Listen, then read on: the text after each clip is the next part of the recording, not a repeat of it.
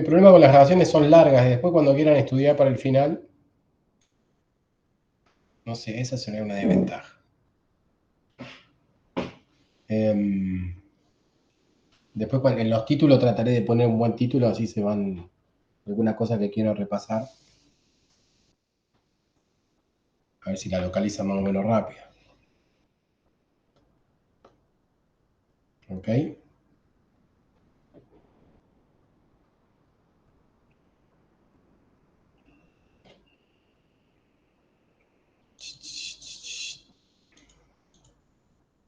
Bien. Listo. Supongamos que lo que hicimos está bien.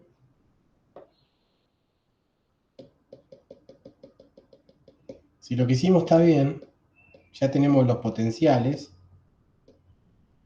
correctos. Y los potenciales correctos son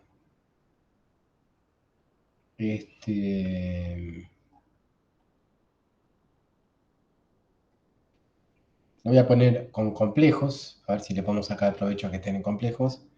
El potencial B es igual a...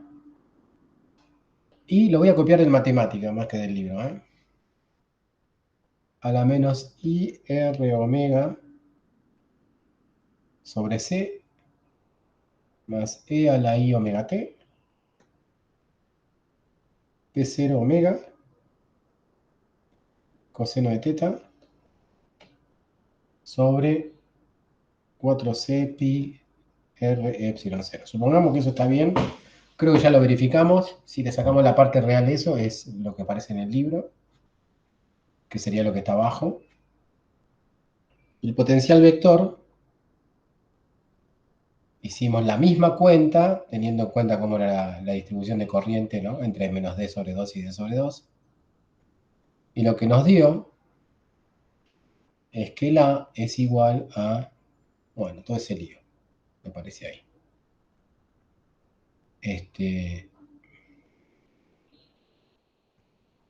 No es tanto lío. Ahí se simplificó un poco, quedó. Y e a la menos I R omega sobre C por E a la I omega T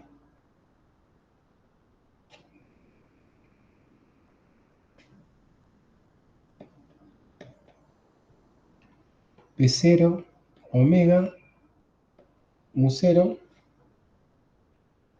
sobre 4 pi R Z versor. ¿Estamos de acuerdo? Eso es lo que tenemos. Ahora lo que tendríamos que hacer es obtener el campo eléctrico a partir de la derivada temporal de A y el gradiente de B.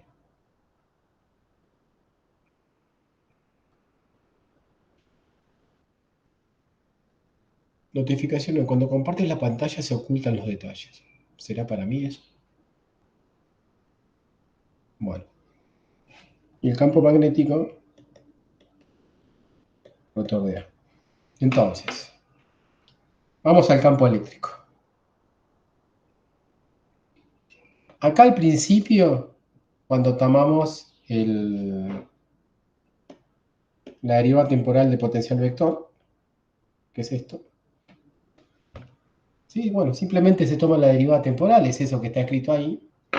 Y lo que hacemos acá abajo es ver qué pasa con las proyecciones. Simplemente para practicar o ver un poquitito, por diversión, si podríamos decirlo así, y ver qué pasa si proyectamos a esta contribución, ¿sí? Al campo eléctrico, en esto que está acá, en esa dirección, y en esto que está acá, en esta dirección. A ver, ¿qué sería esta dirección? ¿La reconocen? ¿En dónde? En esta dirección. A ver, ¿le estoy compartiendo bien? Sí, ¿no? En esto que estoy sombreando. ¿Qué sería? Sí, pasa que estaba viendo ya. O sea, ahí lo que estoy haciendo es proyectar menos la derivada de TA en un versor y la derivada de TA en otro versor, ¿no? ¿Cuál es el primer versor? Se dan cuenta que ese es R versor, ¿no?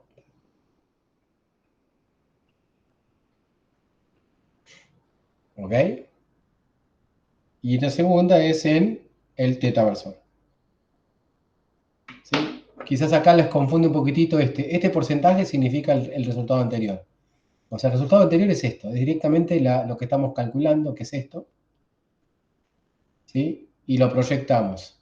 O sea, en la primera salida está acá, o sea, en la salida anterior digo, lo proyectamos sobre R versor y lo proyectamos sobre teta versor. Y el resultado es este. Este resultado es esto que está acá. Esto que está acá es esto que está acá. Y esto que está acá es esto que está acá. Simplemente para jugar un poco. ¿Está bien? Ahora, ¿cuál es el tema de todo esto? El tema de todo esto es que si uno realmente quiere explotar la parte de cálculo vectorial de la matemática, lo que tendría que hacer es, primero, darse cuenta de que en matemática,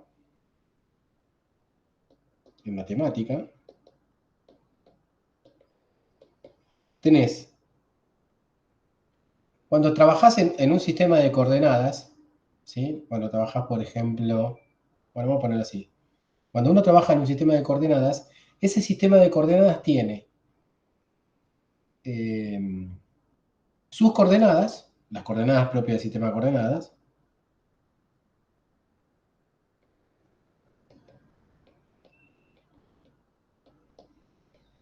y las componentes, según esas coordenadas. Ahora, es para practicar un poquitito, a ver si yo quiero sacar un rotor en esféricas o lo que sea, que seguramente lo tendría que hacer para calcular los campos. A ver cómo puedo yo entender eso, ¿sí? De una manera más o menos, espero que rápida. Fíjense, las coordenadas que trabaja en matemática por defecto siempre son las cartesianas. ¿Está bien? X, Y, Z. Estas serían las coordenadas cartesianas. Coordenadas. Y las componentes de un vector, eso es, siempre son las cartesianas, ¿no? Cuando uno dice, eh, por ejemplo, el vector A, ¿sí? Es igual a Diego, Raúl y Francisco,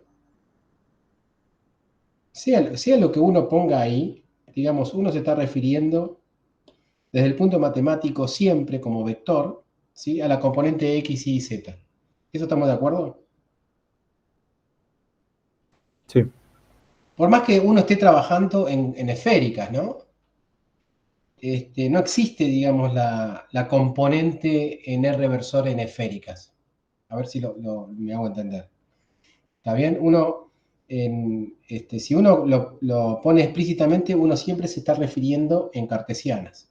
A ver, por decirlo así, a ver de alguna manera.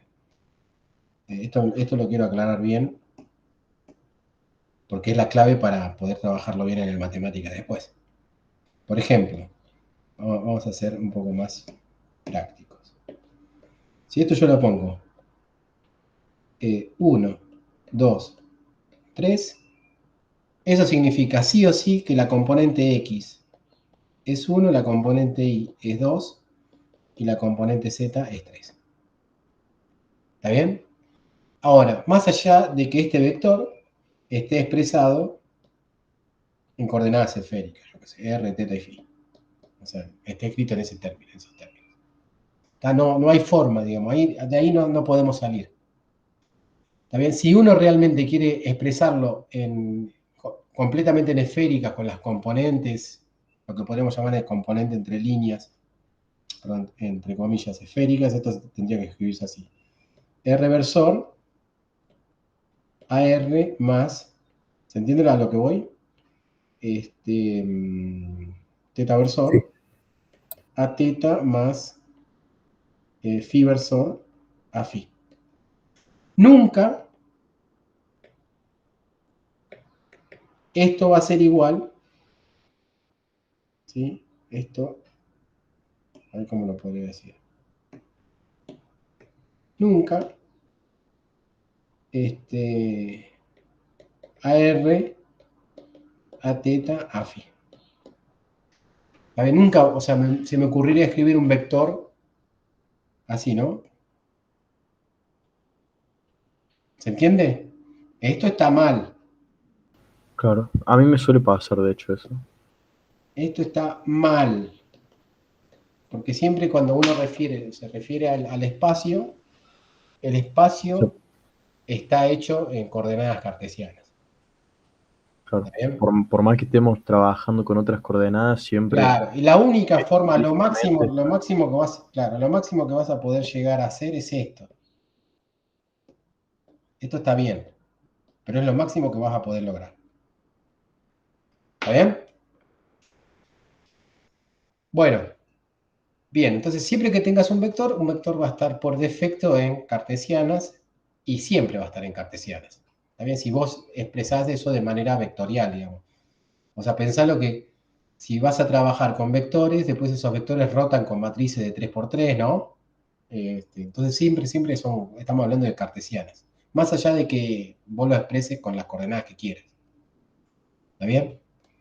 Entonces, ¿pero qué pasa? Viene ahora Wolfram, el de matemática, y dice, bueno, nosotros sí lo vamos a trabajar así, pero en algún lado tiene que estar la información de que tu sistema de coordenadas es ese.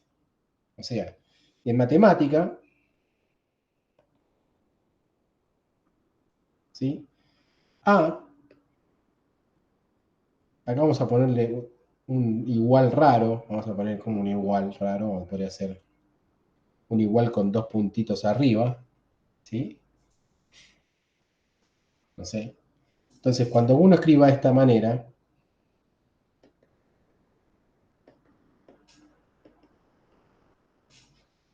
es aceptable para la matemática,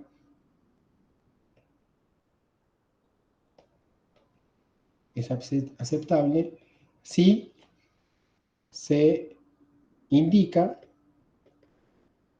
que, creo que se le llama la carta, no sé cómo tiene un nombre, pero básicamente si se le indica que estamos en esféricas. Entonces, cada vez que uno pase de un lado al otro, ¿sí? Uno tiene que seguir muy bien la indicación, ¿sí? Esa indicación.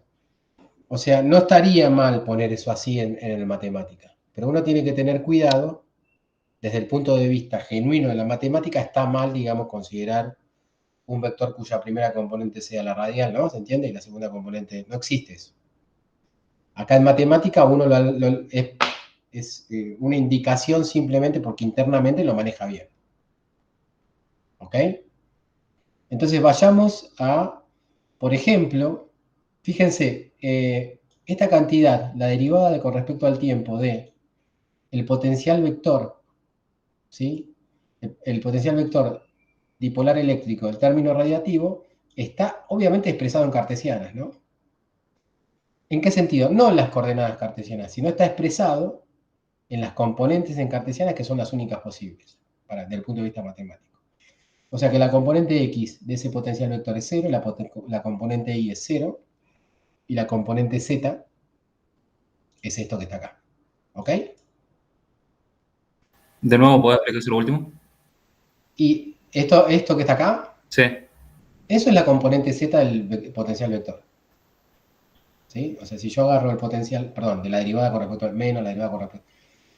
Pero desde el vamos, el potencial vector, fíjense, yo lo copio acá. Desde el vamos, ponle esta cantidad. Esta cantidad es esto que está acá, la componente X, por cómo lo construimos, ¿no? La componente Y y la componente Z. Eso tiene que ver que cuando lo construimos, fíjate que nosotros pusimos esto. ¿Sí? ¿Por qué? Porque la corriente estaba en la dirección Z versor y nosotros la expresamos de esta manera. Sí. Bien. Entonces, esto, si bien está en términos de coordenadas esféricas, las componentes son las componentes naturales que son las cartesianas. ¿Estamos?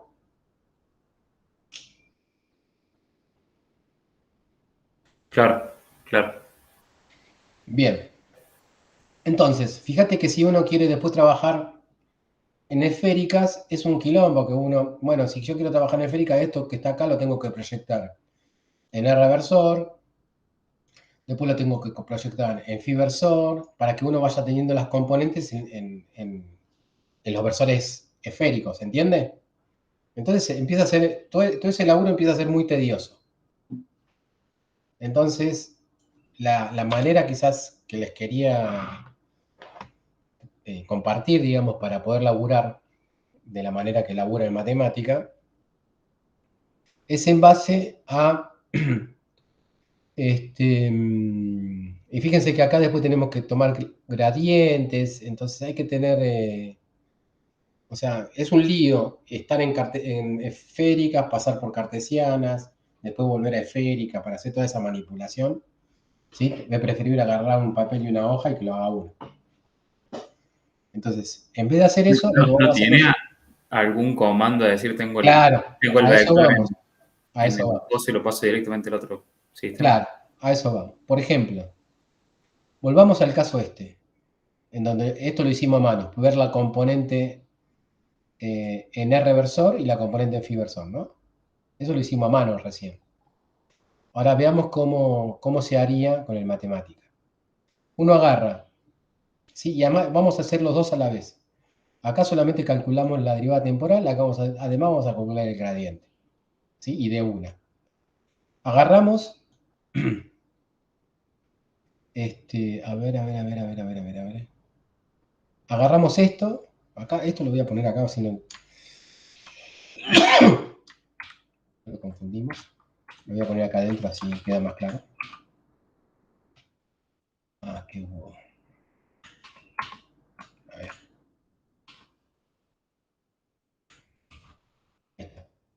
Entonces el comando sería transformer field. ¿Está bien? ¿Este comando qué hace? Transforma campos de un sistema de coordenadas a otro. ¿Ok?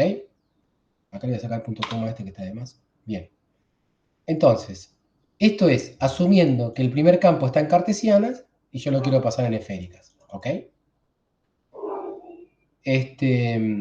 Y acá le estoy dando, o sea, eso sería el primer argumento de esa función, ¿sí? De qué sistema de coordenadas a qué sistema de coordenadas. ¿Cuál es el campo vectorial que yo quiero pasar de un sistema de coordenadas a otro? ¿Ok? Y cuáles son las coordenadas que uno toma como coordenadas cartesianas y cuáles son las coordenadas que uno toma como coordenadas esféricas. ¿Está bien? Estas serían las usuales. Ahora, fíjate bien que este campo que yo estoy poniendo acá es un campo que no está escrito con coordenadas cartesianas, está escrito con coordenadas esféricas, pero no importa. Si estuviese escrito con coordenadas cartesianas, cuando haga la conversión, ¿sí? Esas coordenadas las pasa a las coordenadas esféricas. Pero como está escrito en componentes cartesianas, pero con coordenadas esféricas, ¿sí? Esta información sería redundante, pero es lo que hay que dar. ¿Ok? Esto sería eventualmente si además de estar en componentes cartesianas, está escrito con coordenadas cartesianas. ¿Se entiende? Listo. Entonces ya este comando, que es mucho más cortito que hacer todo el quilombo que uno suele hacer, ¿sí? Lo hace automáticamente. Y ya que está, esto sería la parte 1 del campo eléctrico, digamos, sería esto que está acá. ¿Sí? Y la parte 2 es esto. Y la parte 2 lo que hacemos es, tomamos, fíjense que ahora esto no es un campo vectorial, el potencial escalar es precisamente un escalar, así que ahí no estamos trabajando no tenemos necesidad de hacer una transformación de campos, esto es solamente para campos vectoriales. Y acá directamente calculamos menos el gradiente de lo que queremos calcular, indicamos que ese gradiente va a estar calculado en esféricas. Y cuando decimos esto, estamos asumiendo ahora en matemática el resultado que va a ser es esa notación que yo les decía que no se podía hacer, que estaba mal. ¿Sí? En el matemática lo hacemos como si estuviese bien. ¿Se entiende? Y fíjense que en los dos casos, en la parte 1 y la parte 2 del campo eléctrico, estamos yendo a coordenadas y componentes esféricas. ¿Sí? Se entiende así. Podríamos llamarlo así. Coordenadas y componentes esféricas. Las componentes esféricas, desde el punto de vista matemático, son un asco. ¿Está bien? Pero es la forma en que uno se maneja en matemática y termina siendo la más conveniente, aunque sea un asco desde el punto de vista matemático. ¿Se entiende? Si uno lo quiere manejar matemáticamente bien, es un lío de tensores, ¿sí? Existe la teoría para manejarlo eso desde el punto de vista matemático bien, pero no viene al caso. Es más lío, ¿sí? Es meter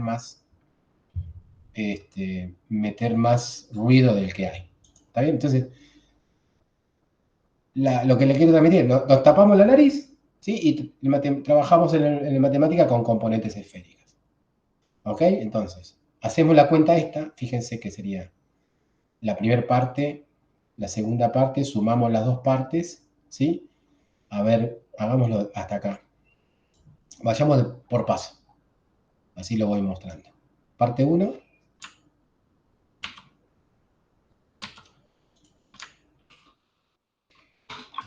¿Sí? Agarro eso y fíjense qué me da. Me da la componente en R versor, que es esta, que yo antes lo hice a mano, ¿sí? La componente en phi versor, que es esta, y la componente en z, que ya desde el vamos sabemos que es 0. ¿Por qué? Porque sabemos que el vector este que yo estoy transformando tiene solamente componente en z. Perdón, acá la última sería la componente en phi, perdón, la coordenada de phi.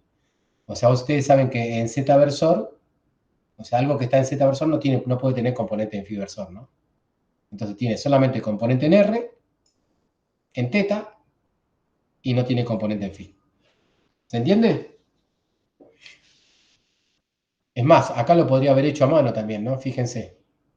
Acá podría poner...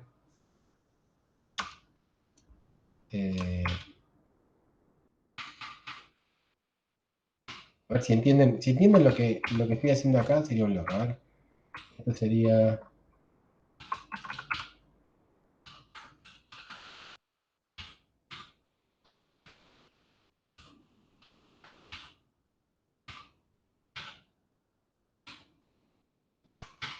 Ahí estoy calculando las tres componentes, ¿no? Una en... O sea, de esta cantidad. Una en R versor, la otra en θ versor, y esta que sería phi versor. ¿Ok? ¿Qué me va a dar? Me va a dar esto y se va a agregar acá un 0, ¿no? ¿Se entiende? O sea, pero lo estoy haciendo a mano. Fíjense que da 0. Y bueno, esta sería la componente en R, la componente en θ y la componente en phi. Y acá me lo da de una. La componente en R, la componente en θ y la componente en phi. Esa sería la parte 1 del campo eléctrico. La parte 2 del campo eléctrico, que es menos el gradiente B, la hacemos directamente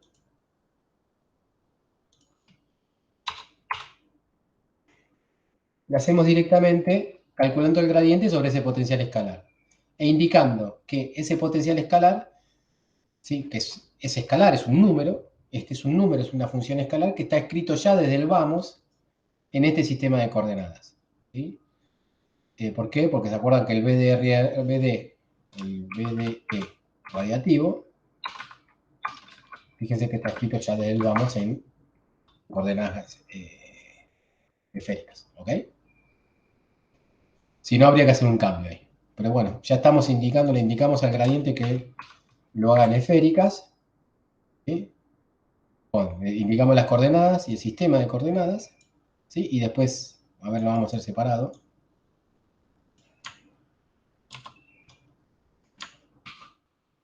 Y les voy a hacer una preguntita. ¿No? Y nos da eso. Y fíjense que son tres componentes, ¿no? Esta y esta y esta. Ahora, ¿qué sería esto que está acá? Que está sombreado.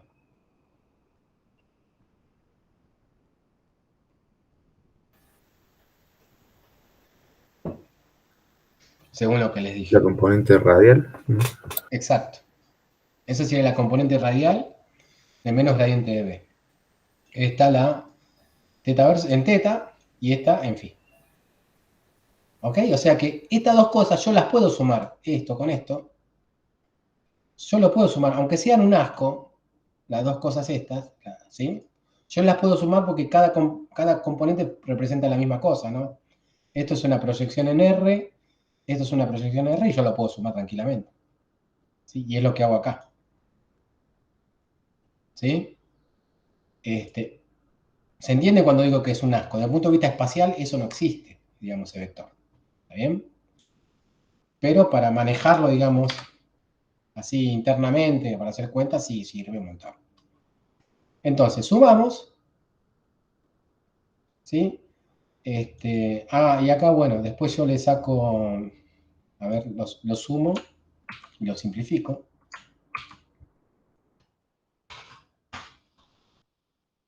Y fíjense que cuando lo sumo y lo simplifico, ¿sí? Esto sería el campo eléctrico. ¿Qué sería esta parte del campo eléctrico? La componente radial del campo eléctrico.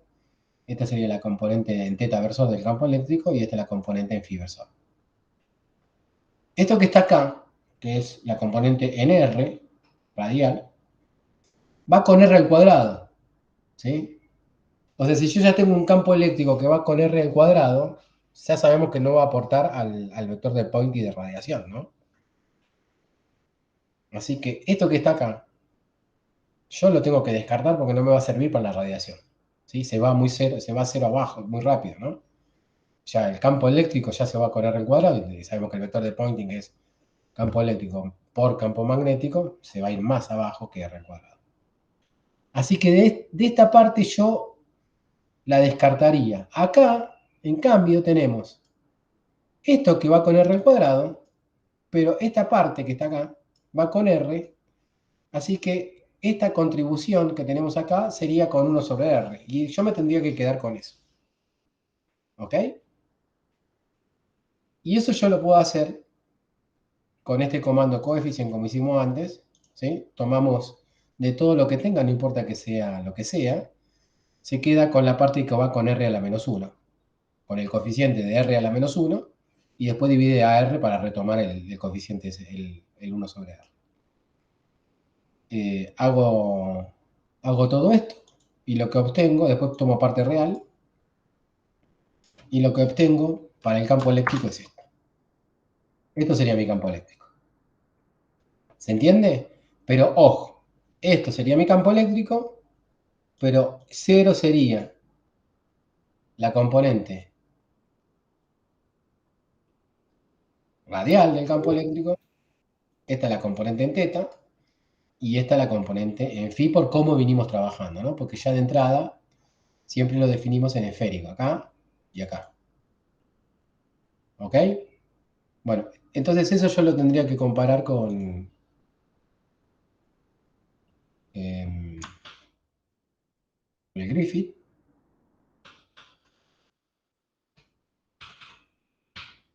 Campo eléctrico.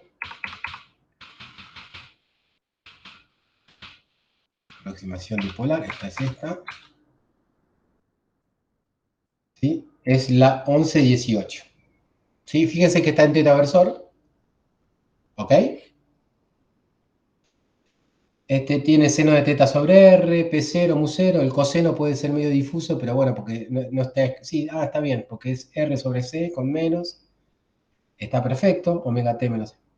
Quedó joya, joya. ¿Se vio? Pero obviamente, lo peor que uno puede hacer es interpretar eso como la componente I. Eso es la componente teta, ¿está bien? Claro, está bien. Sí. Bien. Ahora hacemos lo mismo para el rotor, o sea, para el campo magnético. Fíjense que ahora tenemos que hacer el rotor del potencial vector. Y bueno, como es un campo vectorial, acá hacemos lo de siempre, porque está escrito en cartesianas. Inicialmente estaba escrito en cartesiana, porque se acuerdan que estaba en zeta versor. ¿Sí? Lo tenemos que pasar a esféricas. Hacemos lo mismo que antes. Primero pasamos el vector, primero calculamos el potencial vector, componentes esféricas, esas componentes truchas, ¿sí? Y después le sacamos el rotor, ¿sí? Avisando que ya está escrito ese potencial vector en esféricas, ¿ok? Sacamos los coeficientes que no nos sirven para calcular la parte radiativa, calculamos la parte real y verificamos que nos da lo mismo. Fíjense, nos da ¿qué componente es esta?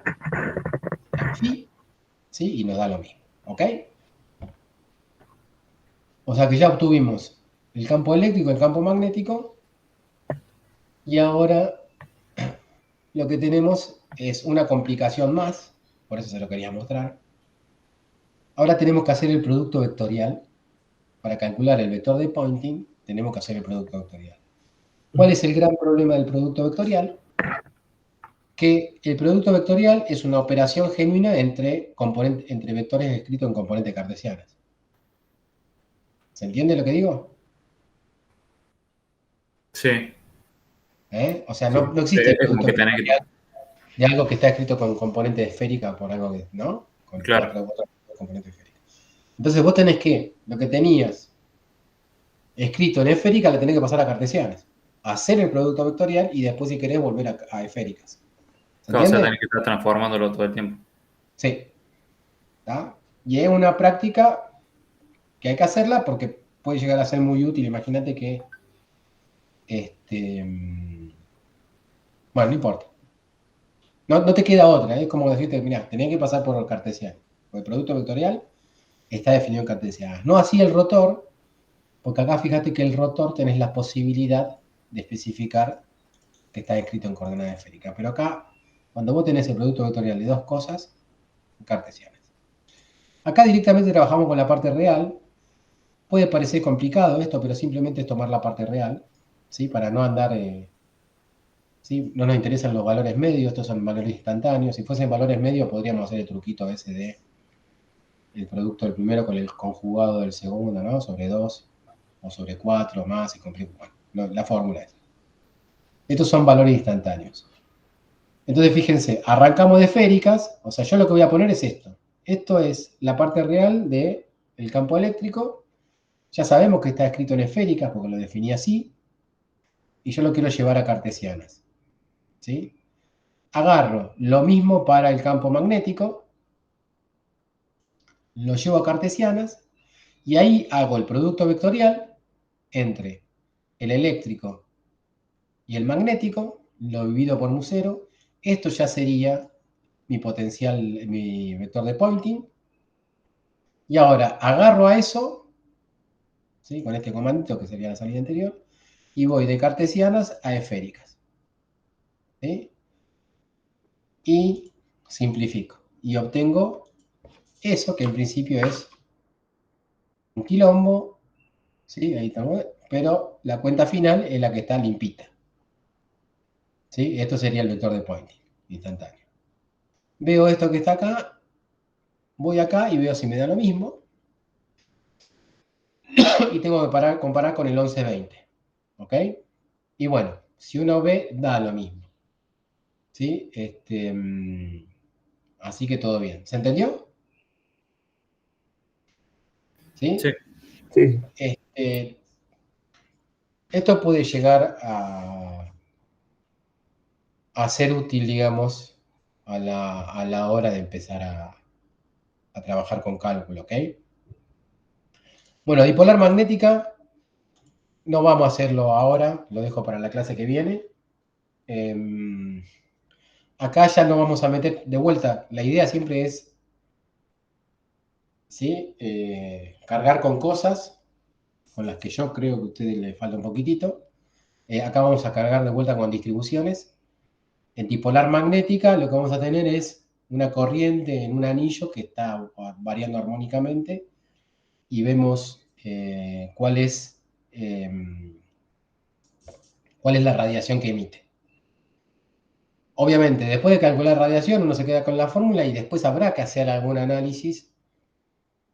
Pero como todavía estamos con el capítulo 10, terminen los ejercicios del capítulo 10 y después nos metemos con los análisis más físicos de estos resultados, ¿ok? Si Si tienen todavía ganas, pueden seguir quedándose conectados. De última me llaman y me consultan haciendo los ejercicios que les faltan, ¿ok?